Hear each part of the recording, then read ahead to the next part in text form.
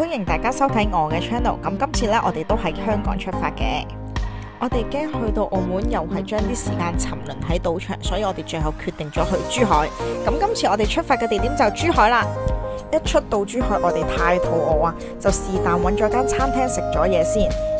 我哋叫咗水煮魚同埋辣子雞飯，再加咗杯百香果檸檬茶。出奇地呢杯百香果檸檬茶非常之咁清爽同埋好飲，其他嘢食味道都唔錯。是但食咗啲嘢醫飽咗個肚之後呢，我哋酒店都唔去，就要去趕行程啦。咁我哋呢，就搭咗滴滴嚟到我哋第一個嘅景點景山公園。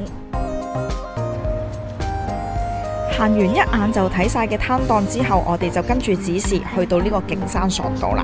沿途會經過售票處，分開咗3種唔同嘅票價。咁今次我哋就喺大眾點評上購買索道上山滑車落山，即日買係80蚊，預早1日買係75蚊嘅。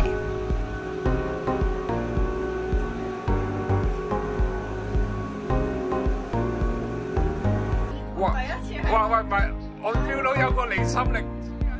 我可唔可以轉行路上去啊？下次喂，我見到人行啊嘛，係有你講嘅。我話你唔好趕住，我唔敢望，你快啲講啦，係咪有嘢講啊？喂，哇！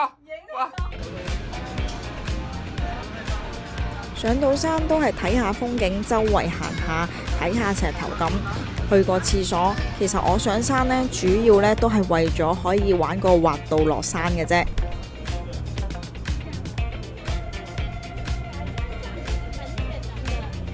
西牛望月石，感受下佢嘅靈氣。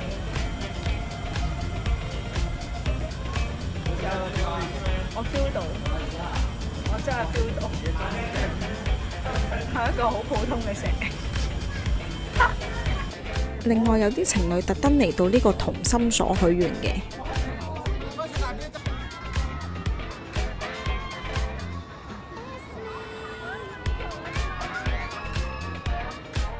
嗱，我就係為咗玩個索道，所以先上山嘅啫。咁但係沿途見到勁多人排隊啊！喺上邊望過去對面呢，都會見到香爐灣沙灘嘅。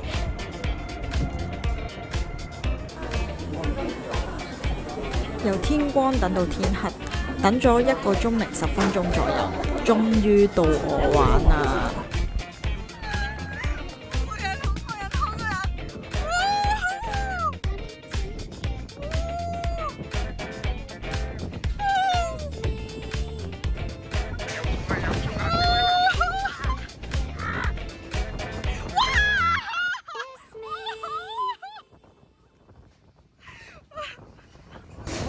咁快嘅？可唔可以玩多次？可唔可以玩多次啊？玩完個滑道之後，就會沿住呢條樓梯落嚟嘅。咁跟住啦，我哋就過咗對面去呢個香爐灣沙灘。沿途就會經過優和匯嘅。咁優和匯夜晚啦，着晒燈，其實就好靚嘅。當日啦都好多人啦，好熱鬧啦。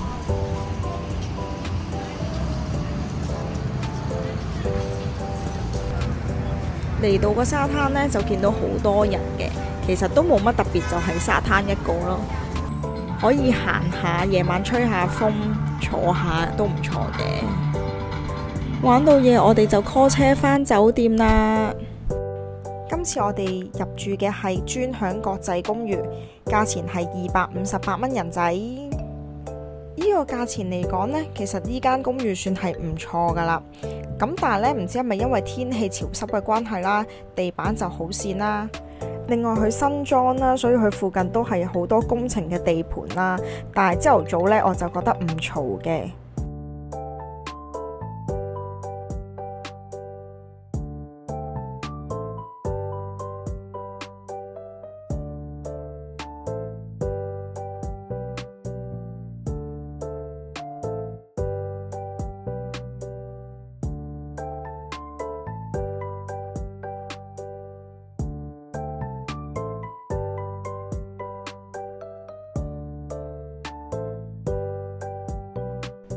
另外俾我哋發現咗一樣嘢，就係呢一棟公寓大廈係有好多間唔同嘅酒店嘅。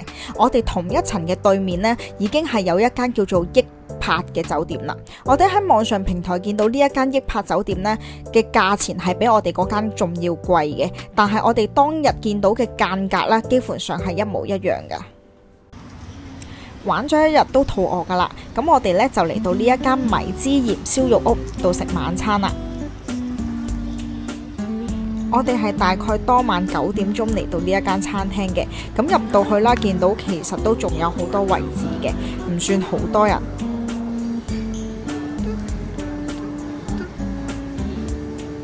好，就呢度。而佢係用炭火嚟燒嘢食嘅。我哋呢就叫咗一碟口燒鰻魚嘅，咁佢呢仲會有專人幫你燒埋嘅。呢碟鰻魚你哋一定要叫，因為呢連我平時唔係太食鰻魚嘅人呢，嚟到都覺得一定要食呢碟鰻魚，真係好食。佢嘅肉質啦係好實㗎，仲有可以用炭火燒啦，所以佢燒出嚟咧係有一種焦香味嘅，個口感係好好㗎。10分滿分嘅話，我諗佢都有9分。第二樣我哋就叫咗個鵝肝，咁你見到呢一塊鵝肝啦係非常之咁厚切㗎。咁如果香港食呢，應該就好貴啦。咁我哋喺呢一度食呢，都係108蚊人民幣嘅。呢份鵝肝食落去呢，都有好香濃嘅鵝肝香味嘅，但其中一個敗點啦，就係用咗杏鮑菇嚟墊底啦。我個人呢，就覺得啦，鵝肝一定係要趁發包先係洗人嘅。用咗杏鮑菇啦，個感覺就好似好滯啊！杏鮑菇又索唔到鵝肝嘅油喎，令到成個感覺好油膩啊！食1-2件就飽啦。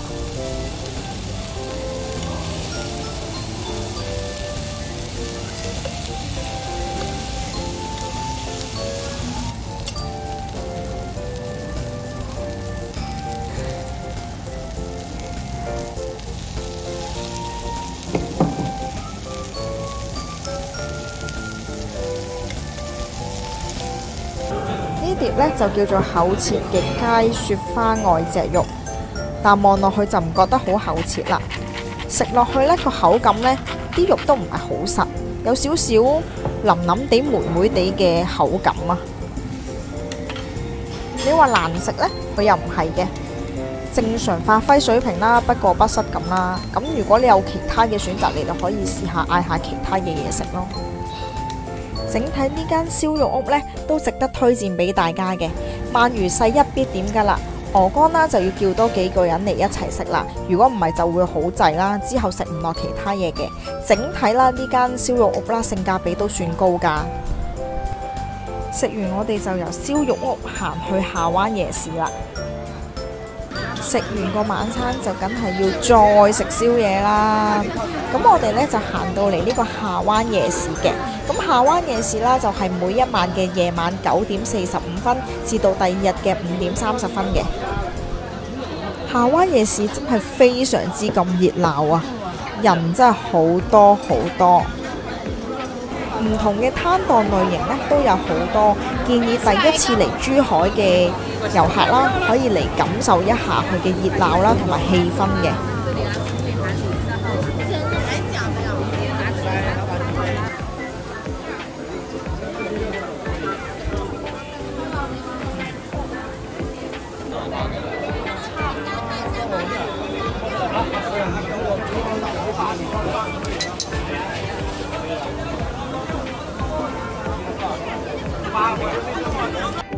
早晨啊，大家眨下眼就到第2日啦。間酒店其中一個賣點就係對面就係富華里啦。咁富華里呢係珠海嘅核心地點啦。咁佢有好多唔同類型嘅商店啦。基本上你想揾嘅食啊、飲嘅嘢啊、一啲牌子嘅嘢呢，都喺晒呢一度噶啦。嚟到富華里，我哋都係周圍行下街啦，睇下有啲咩食嘅。咁我哋最後揀咗呢一間重慶火鍋試下嘅。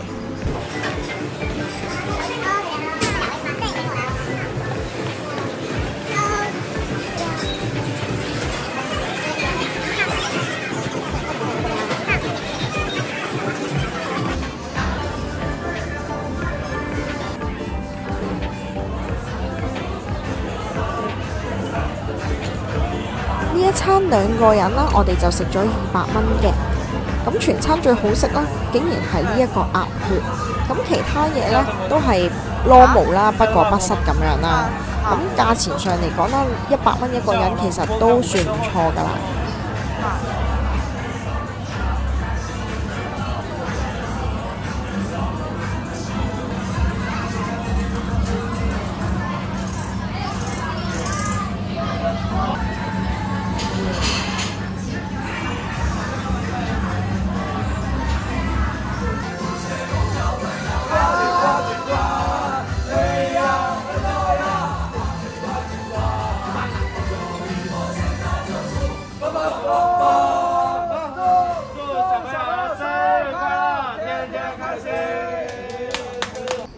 最後一站臨返香港之前，我哋就嚟到呢一間藥湯頭寮啦。我哋喺網上平台 book 嘅，就50蚊人仔一個人。入到去啦，你見到佢嘅環境啦，都係以舊式裝修為主嘅。咁所以呢，其實50零蚊呢，就唔好要求咁多啦。環境上啦，我就唔敢話佢係非常之乾淨衛生嘅。咁但係呢，佢按摩手法嚟講呢，佢都算係舒服嘅。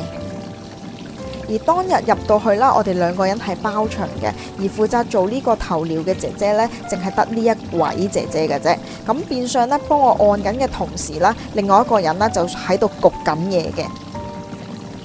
咁佢焗完啦，就到我焗啦；我按完啦，就到佢按咁嘅。而我覺得每一次焗嘅時間呢，都頗長㗎，因為要就翻去按嘅時間。即係不斷去喺度，我哋2個之間喺度遊走啊！不過真心講一句嘅，佢呢個價錢嚟講真係算唔錯㗎啦。就算你平時返去深圳啊洗個頭啊，個價錢啊都差唔多啦。